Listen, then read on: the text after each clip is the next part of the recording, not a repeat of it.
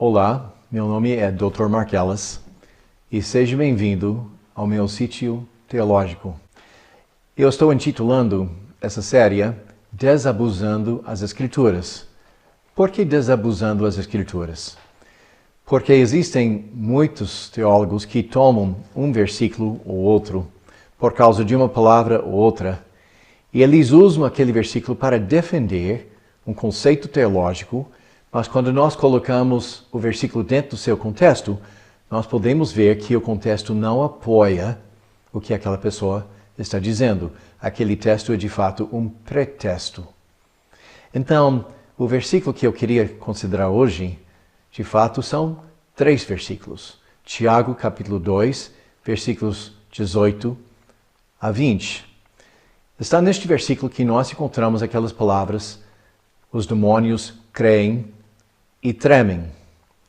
E pessoas querem tomar essa frase, essa sentença, para defender a ideia que se alguém dizer que creu em Jesus Cristo como seu único e suficiente Salvador, acredita na ressurreição de Cristo, mas não tem obras, aquela pessoa nunca foi salva. E se a pessoa responder, mas eu creio em Jesus Cristo, eu tenho confiado nele, eles vão acusar aquela outra pessoa de ter a fé dos demônios, tentando negar a salvação dele. Vamos ler. Tiago 2, versículos 18 a 20.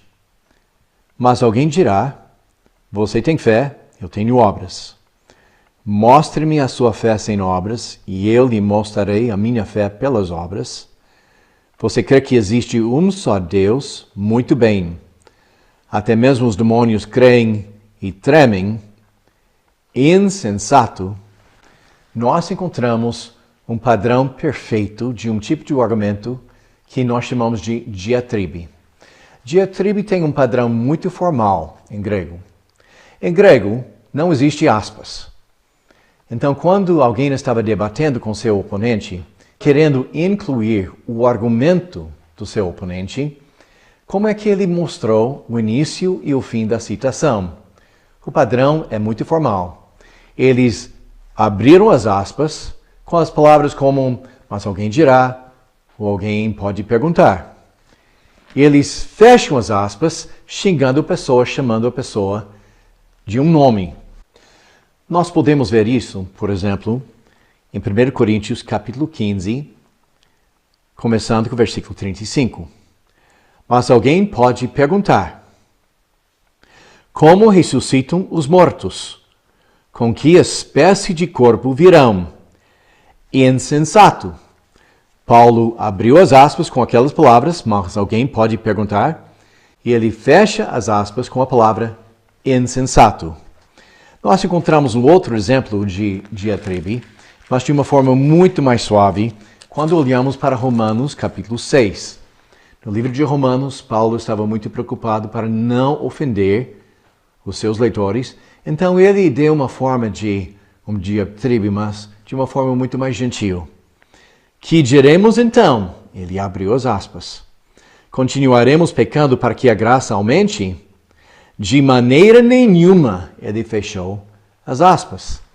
Então a forma está muito clara e muito exata. Alguém dirá e insensato.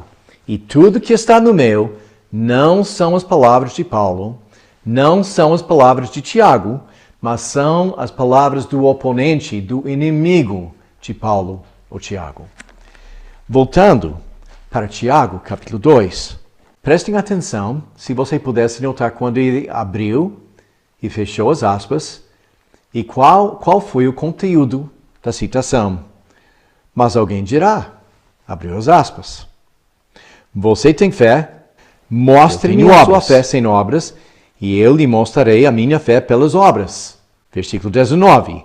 Você crê que existe um só Deus? Muito bem, até mesmo os demônios creem e tremem.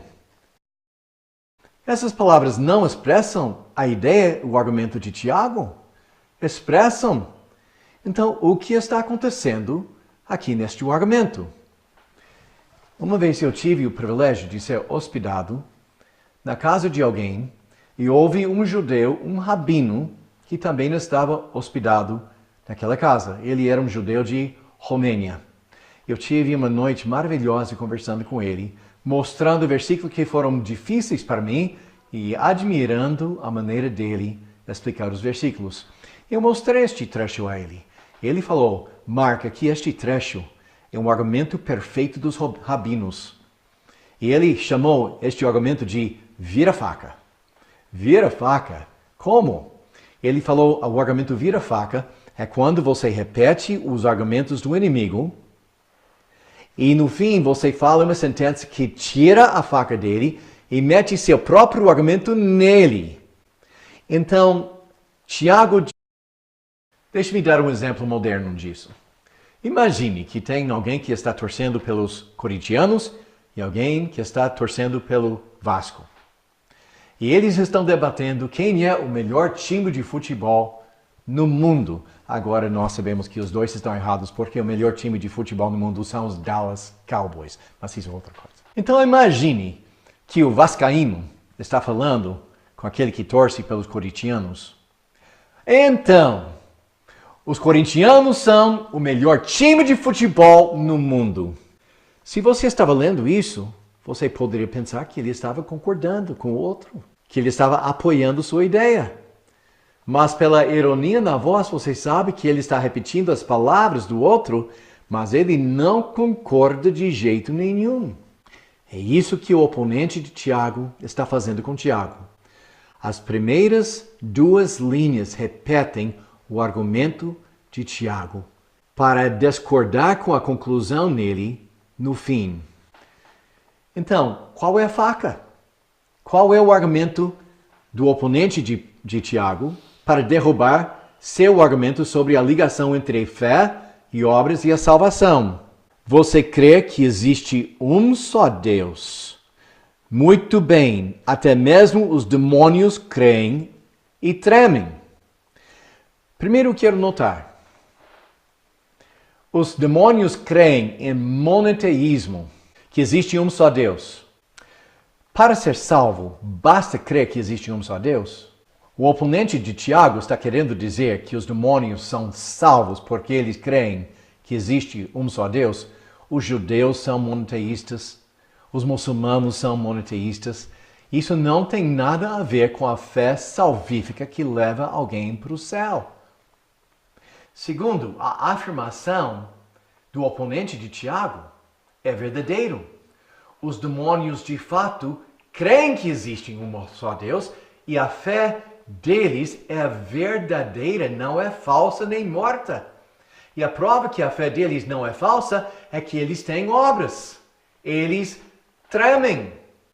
Então o argumento do oponente de Tiago é dizer: os demônios têm fé e têm obras. Então, agora onde está seu argumento? Tiago. E Tiago fecha as aspas por chamar a pessoa um nome insensato. E depois ele continua com seu argumento. Segundo, essa pessoa tem que entender o tipo de argumento que o oponente de Tiago estava usando contra ele. Este argumento é o que os judeus chamam de vira-faca, o que nós chamamos de virando a mesa. O inimigo de Tiago está usando os argumentos dele para mostrar que a conclusão sobre a fé mais obras está inválida. Eu não duvido que Tiago tinha ouvido estes argumentos várias vezes dos outros rabinos. E ele está respondendo ao argumento que era necessário para ele responder. Ele vai continuar no seu argumento com um outro argumento para derrubar este argumento.